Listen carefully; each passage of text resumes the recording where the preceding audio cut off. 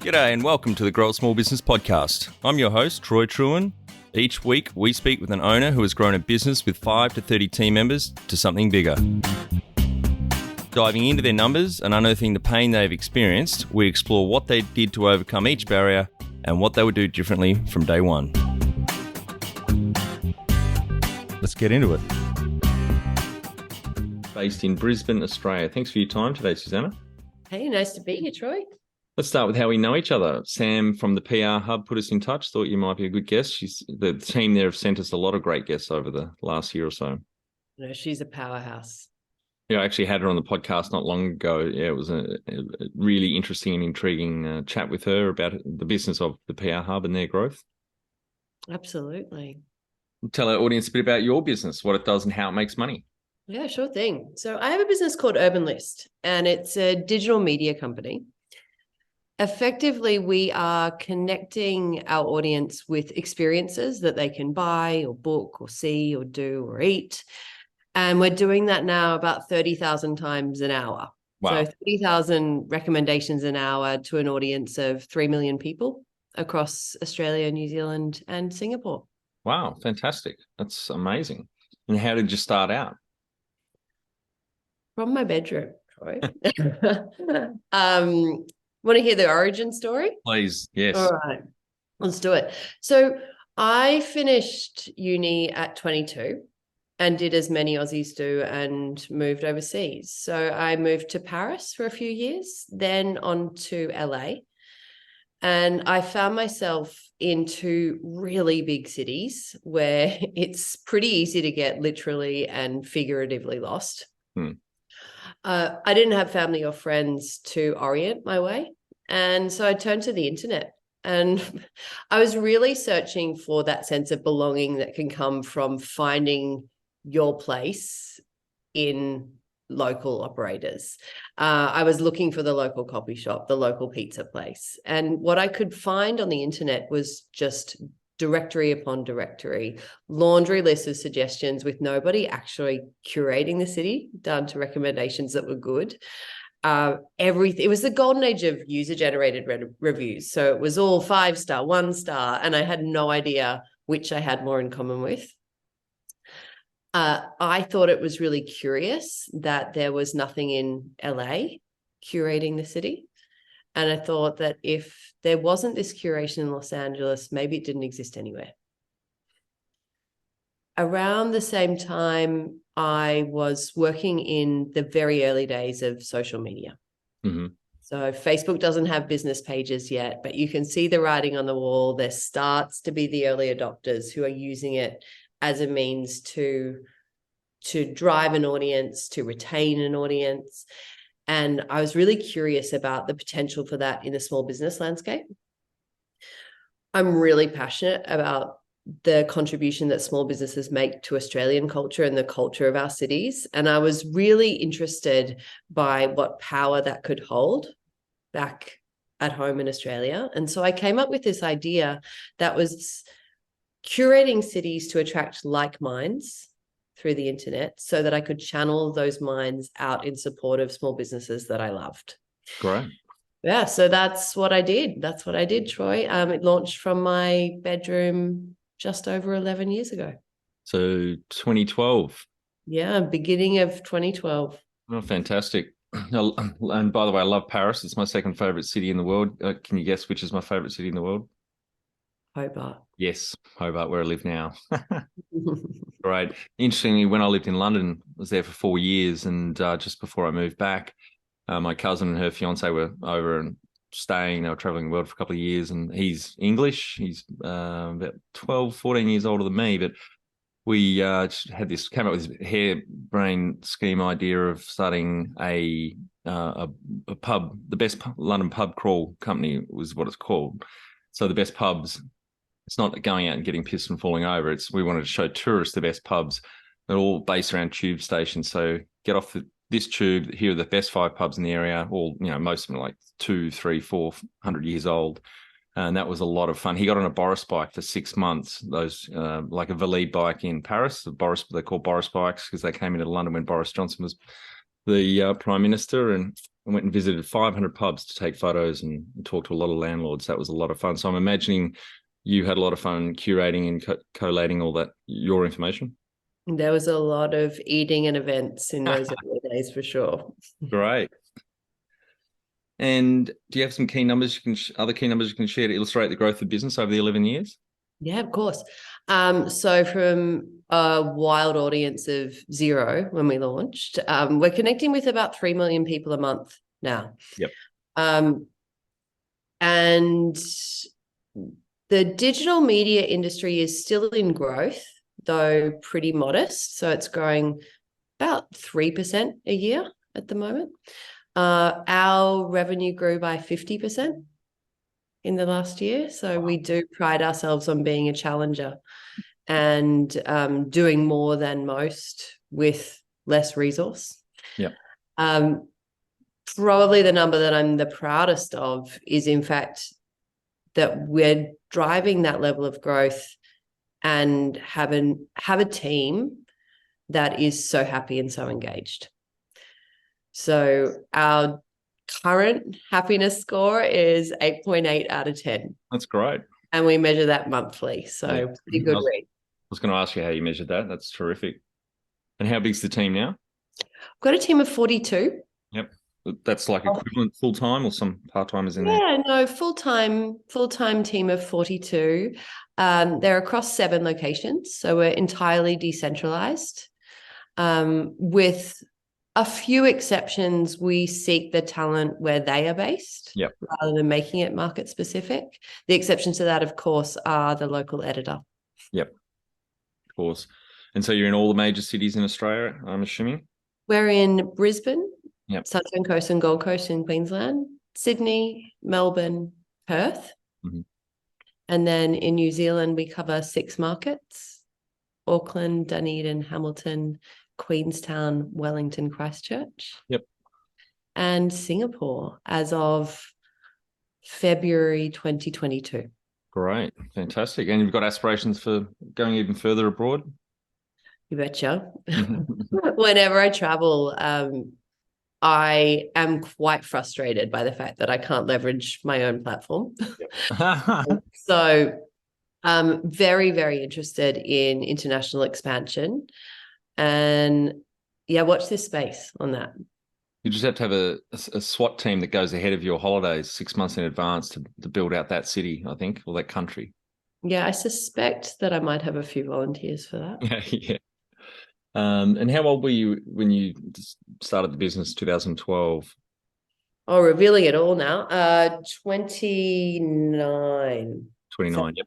28 or 29. I was born in 1981. I can't do the maths.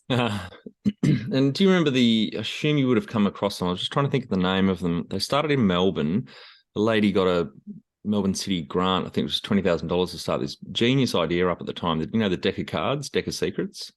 I don't actually. Yeah, so it would have been, probably 15 years ago. They're sold really well, particularly at the airport. But I assume it was 52 cards, but it was either a great bar or cafe or restaurant. You know, nice photo on one side, a little bit of description, then the map on the back. Yeah. Yeah, great idea. Yeah. When was the moment you felt like you had succeeded? Oh, this is special. So as I said, we're completely decentralized.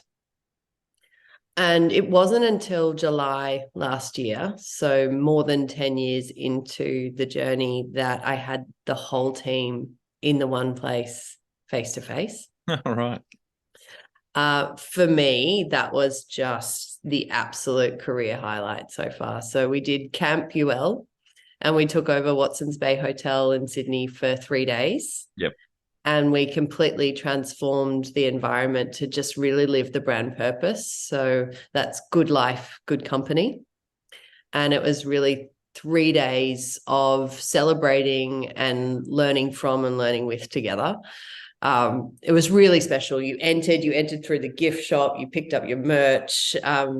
We spent all of this time together, I think, really just reflecting on what it is that we'd created truly, culturally, internally, and culturally, externally, a lot of reflection on the positive cultural impact that the business has had. And then looking forward to what is the ongoing positive cultural impact that we seek to have, and what is each of our role in that. Yep. Really, really powerful few days. That's great. Fantastic. What does success look like to you? What a beautiful question. Right now, success for me is being able to be truly present with and connected with my children, and also running hard at work and achieving all that I know that there is to be achieved there. Great question for you. Number one thing you'd recommend to marketing a fast-growing business? Really know your customer, and really know what problem it is that you're solving for them.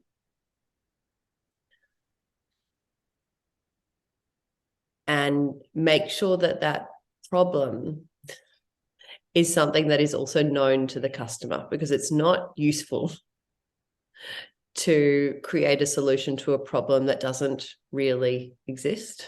Yep. I think that there's a lot of products where the problem seems to have been retrofitted to the solution that's been created. And I really think that that's very, very important. So, for example, in our context, we believe that choice is ample, and that what consumers don't really want choice. They want confidence in the choices that they're making.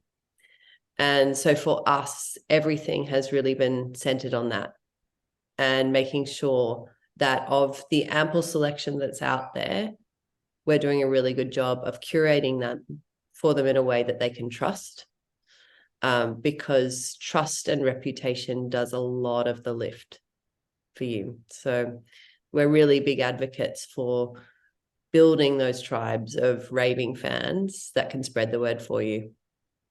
Yep. We actually don't have a marketing team, if you can believe it. Wow. Okay. And how did you fund the business? Early days, it was me and a laptop from my bedroom. And I funded the business by doing something that I thought I didn't want to do. Originally, I'd said that I didn't want to handhold mums and dads through setting up Facebook strategies. I wanted to make an impact on local culture, and I wanted to do it at scale. When it came to developing my startup, I did exactly what I said I didn't want to do. I handheld mums and dads through setting up Facebook pages. I did social media strategy for a bunch of small businesses in Brisbane. And that was really how I was paying my way. And Urban List was my side hustle. It was what I was doing, a passion project before I knew that I was building a business. Relatively quickly, I had more business than I could handle on the agency side. And I came up with an idea that perhaps I could recruit people to the agency, and we could do enough billable hours that I could pay their wage. And then all of the rest of our time we could invest in building Urban List. And that's actually exactly what we did for the first 18 months of the business. So I didn't monetize the platform until about 18 months into the journey. Right. That's a very clever way to go about it. It worked. It was a juggle. Yeah, I can imagine. If you were to start up today with plenty of funding, would you go into your industry? Oh, wholeheartedly, yes. Funding aside. I think that there remains so much opportunity in media, and particularly in commerce media. I think there's about to be a complete transition of where advertising dollars are spent. And I think there's a real opportunity for those in the market who have very high intent audiences. And when you think about it, the only reason someone's coming to Urban List is because they are in the market to buy something, book something, do something, eat something, and they're looking for recommendations to refine their choice. So we've created a really high intent environment, really high intent audience. and the opportunity to connect them with businesses and brands is very, very high. And we're owning that ecosystem. So I think that the opportunity in that space is really, really powerful. And I'm adamant that you should only ever be in businesses where you have a deep-seated interest and I have a real love for the space that we're in. So wholeheartedly, yes, but funding aside. So is your business model at primarily then advertising? Like you don't charge the consumers, obviously it's not a subscription or anything. That's correct. It's not a subscription model. So we fund the business through content marketing campaigns for lifestyle brands. Yeah. And we also provide shoppable content experiences for our audience. So we do quite a bit of transaction-based content where we will provide a short list of recommendations and we will earn a commission on sales that are generated from that content. Yeah, right. And just back on the funding, so you haven't had to take investors on along the way? No, that's correct. I am 100% shareholder. Yep. At times, there have been moments of cash flow crunch where I've turned to family for a bit of a line of credit. But yeah, I continue to be 100% shareholder. That's great. Well done. Amazing journey over 11 years, building up to 42 people. That's terrific. Thank you, Troy. Appreciate it. Can you outline the most stressful point in your small business growth journey so our audience can learn from it? Oh, sure. PTSD. It was 2015 and we decided that we would scale into 4 new markets over 4 months. And it was the first time that we had done that since I scaled the business from Brisbane to cover Sydney and Melbourne. So scaling into 4 new markets in 4 months was quite a big leap. Yep. I was also pregnant with our first child. So why do things by halves? That's yeah. I've got to ask. Before you mentioned that was your first child was coming along, why did you choose to launch in 4 new locations in 4 months? Seemed like a great idea at the time. Lured by the shiny glow of opportunity. Yeah. So we'd pulled off this launch, and our team had trebled. Our audience had doubled.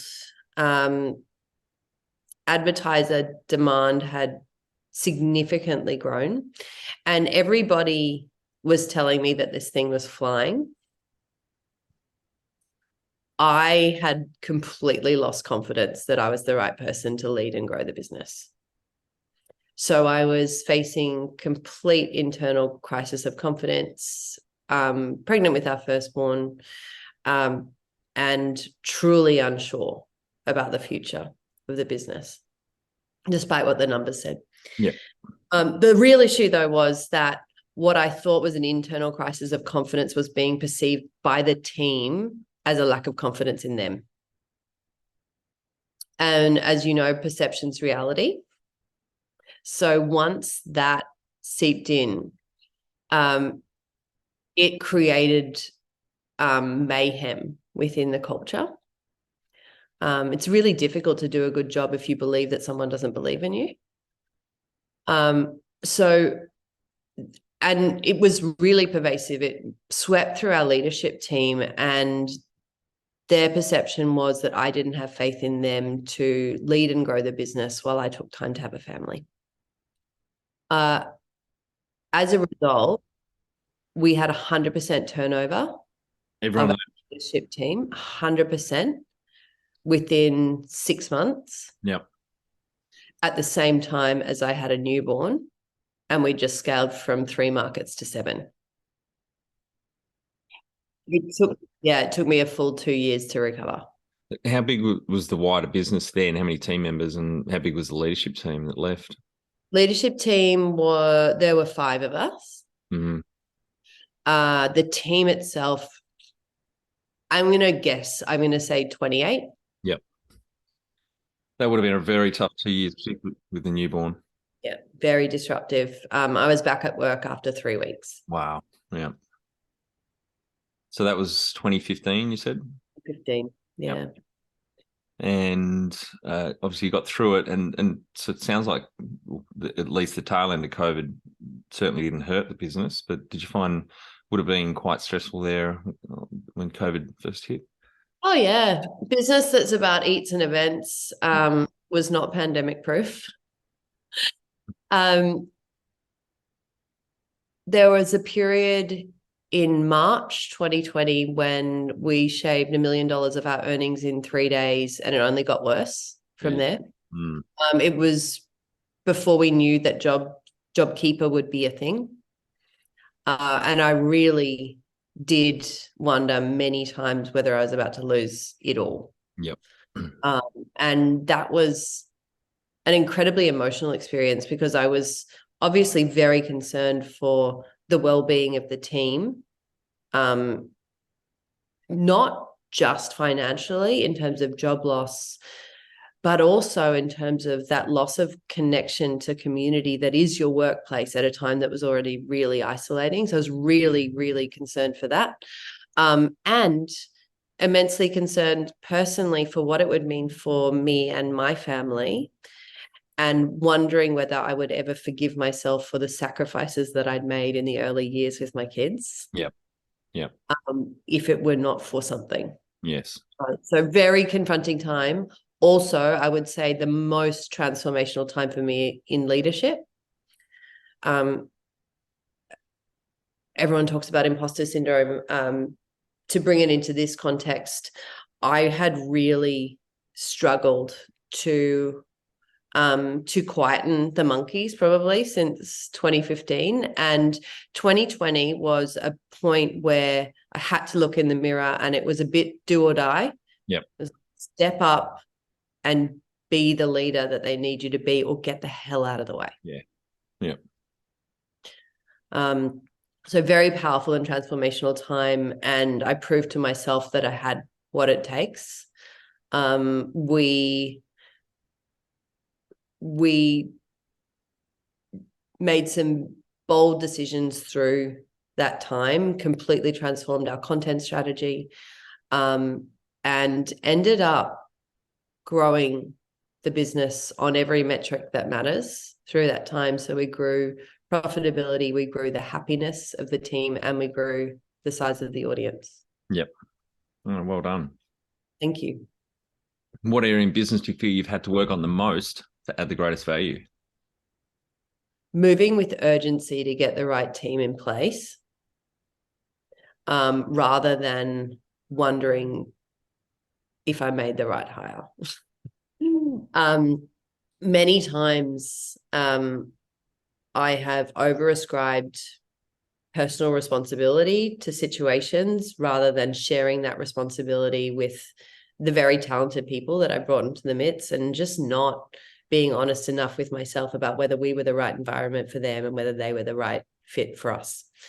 So I have had to work on that very hard over time. And now I actually think that bringing the right team players into our organization is our superpower.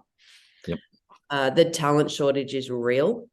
So really honing our approach to attracting and nurturing and retaining the right talent is what is seeing us thrive at the moment. That is the difference between the category growing at 3% and us growing at 50%. We're really clear on what they look like, these ideal team players. This is not my IP, it's Patrick Lencioni's, but it's his ideal team player model, where we seek people who have 3 key attributes. Clearly they need the capability, but 3 key attributes, which are they are humble, they're hungry, and they have people smarts. Yep. So the humility means they're more geared toward the achievement of the team than personal success. The hunger means that they're driven, ambitious, eager to take on more. And the people smarts mean that they're really acutely aware that their words and their behaviors have impact. And bringing those 3 into sync and seeking it with urgency in every recruitment process has been an absolute game changer. He also wrote The 5 Dysfunctions of a Team, didn't he? did. And The Truth About Employee Engagement is probably one of my favorite reads. Oh, great. I'll chuck that on my list now. What have you enjoyed the least about managing fast growth? It can be very challenging when you've grown faster than you anticipated. And so there have been some decisions made on the fly to support that scale, the like appropriate resourcing to support the scale. And then you come to the budgeting process for the next financial year and you realize the annualized compounding impact of the micro decisions you made along the way. Yep. That is always a bit of a comeuppance for me, a bit of an uppercut, and finding it within yourself to again back yourself, back your team, back your strategy to drive the top line growth that does not see you cannibalizing your margin for last year's decisions. That is the hardest thing, because it's not quite investing ahead of revenue. It's investing alongside. But unless you can maintain the growth, particularly in this environment, there can be pretty significant impact of last year's calls. Yes. What do you love most about growing a small business? Oh, the opportunity to have impact. So I do believe that most people join us because they don't want to be a number. They see an opportunity to have impact within a team and an impact on culture. So I think I hold an immense responsibility that when talented people come into our team, that I really invest in their growth and development. And of course, we benefit from that too.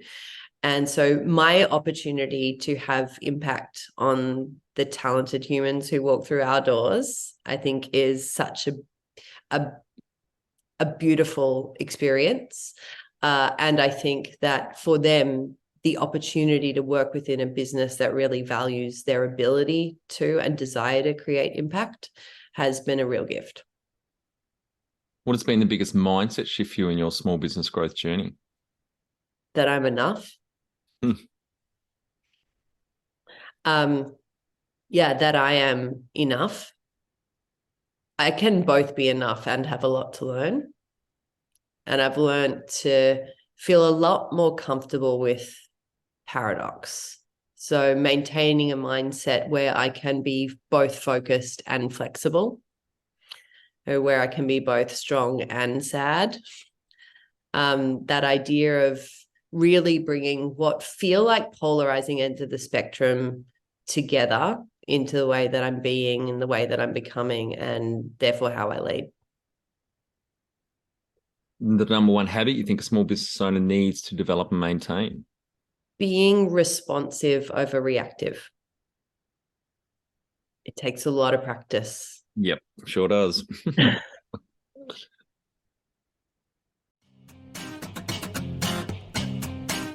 Be the change you want to see in your business. Become more productive and less stressed with our free Transform Your Performance online course. Once you see the benefits, put your entire team through the course at no cost. We start out by telling you the secret to guaranteed success, then over 100 lessons help you be more focused, present, productive, and feel more in control about work. growasmallbusiness.com. A perfect question for you, gone from the one full-time equivalent yourself, or a really part-time, you started up to 42 team members now. Can you talk to how you've added people to the team, some wins, mistakes, and advice for those listening? Mm-hmm. Were I to have my time again, I would be much more disciplined about creating true process as it relates to people and culture. I think I left too much to chance and to luck in the early days, and it was luck when we found the right people as opposed to skill. So were I to have my time again, I would do what we now have, which is a really robust process that starts with being very clear about what is this role, what are the responsibilities, and what are we asking this person to achieve within the first 12 months. So that then when you move into recruitment, you are able to sit in front of each person and really ask yourself the question, are they the right person for this role with these responsibilities, and can they truly deliver on these metrics of success? Having a very strong understanding of our culture and our values allows you to do that vibe check that is so critical. And our recruitment process does have 3 pieces. So it has the technical interview, it has the practical project, and it has the vibe check, Yep.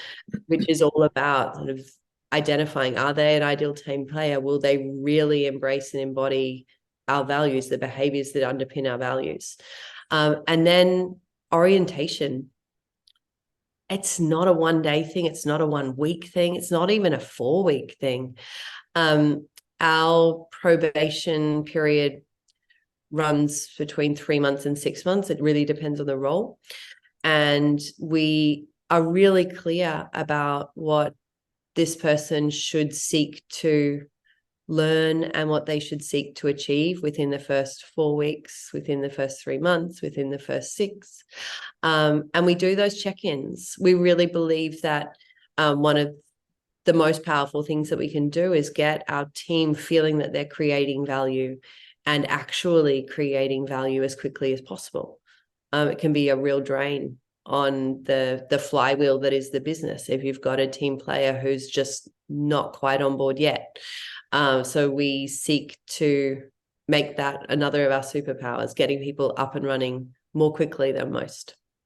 Yeah, it's really important having that clear job description or role description, what they're responsible for, but also what excellence looks like in their role. So, and then support them, keep them guiding them on down the road. That's a really powerful thing. How far into your journey do you think you really got that kind of structure in place? It's evolved over the lifetime, and I'm sure that it will continue to. I would say as of about 2 years ago, we probably I would say that we do it better than the vast majority, and probably got about 95% of the way there. There's still some tweaks that we're making. But you picked up on another thing that we see as really, really important, which is what is excellence? And I'm a really big fan of leading indicators there. Mm-hmm. For just execution, I assume you've read 40X? I have read that. And so in our business, we put our team in the driver's seat as it relates to their performance. So it's each person's accountability to understand what their KPIs are and how they're tracking toward them. And we give them the tool to do that. So we have an executive team scorecard, we have departmental scorecards, we have sort of sub-discipline scorecards, and we have individual scorecards. So everyone in the business knows how they're tracking at a weekly, at a monthly, at a quarterly, at an annual basis. And we're able to identify those trend lines and structure our meetings around looking at the scorecard and where are we on track?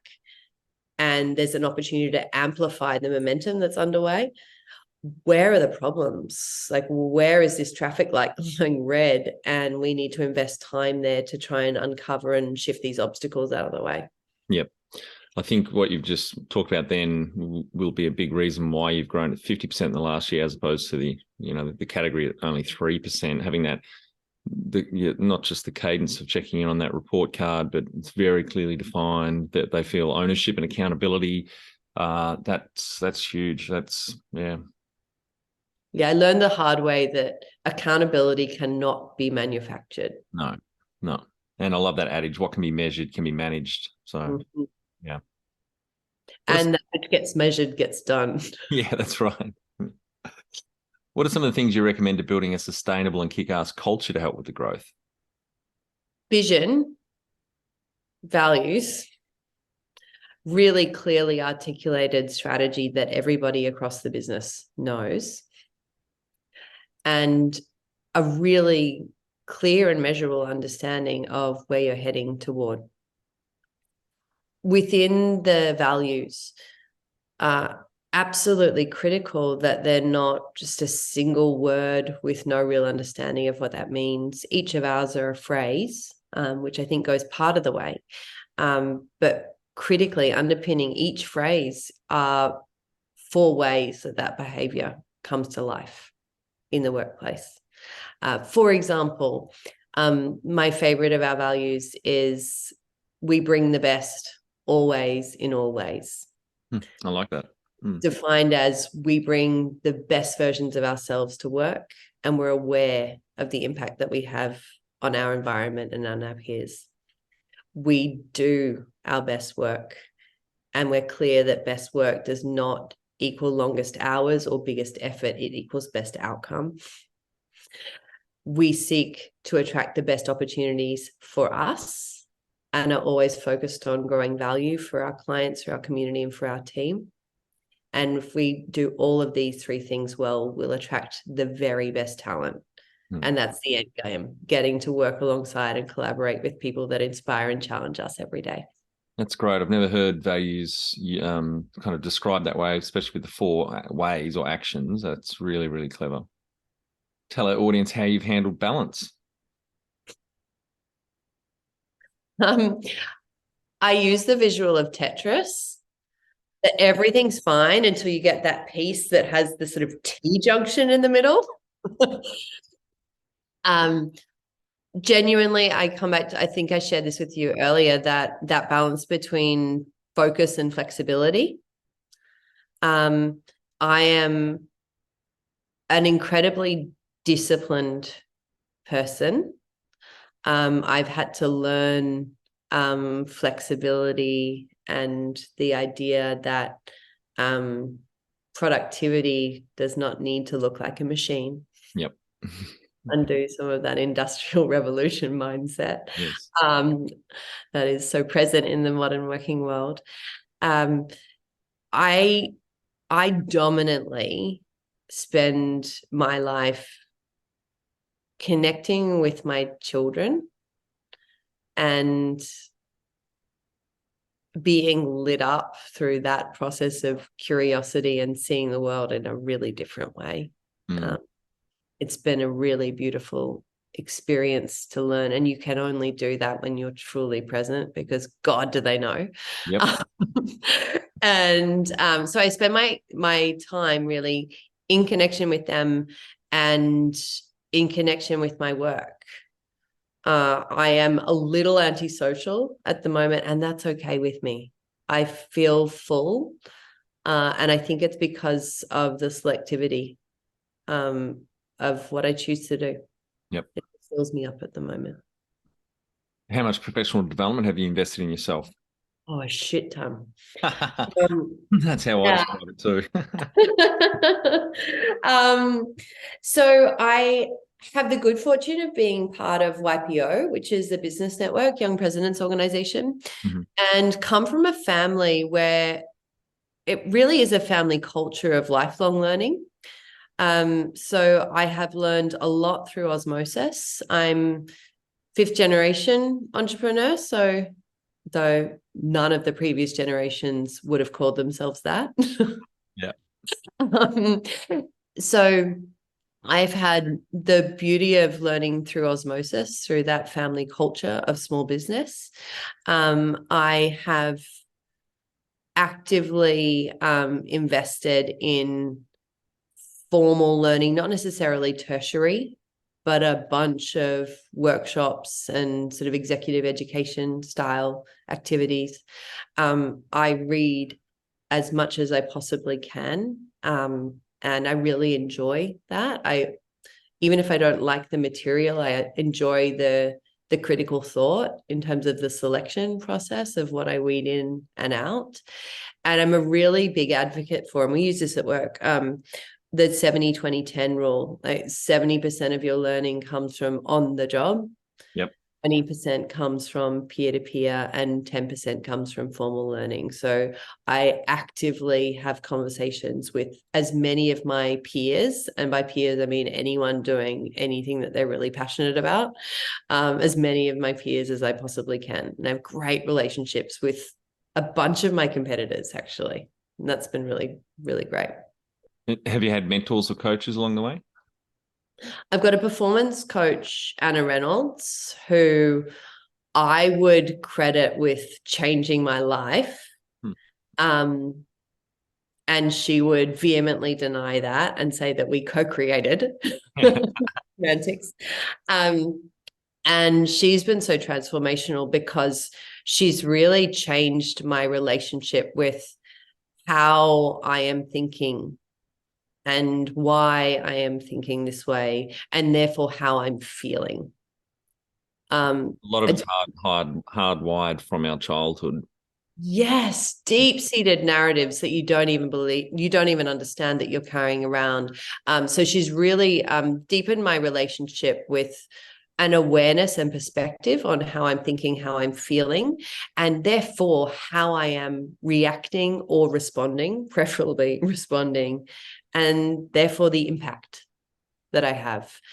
So through Anna, I trust myself. I live a lot more bravely, and I'm far more willing to explore possibility.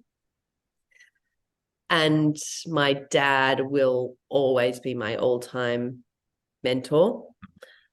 He is the true embodiment of humble and hungry.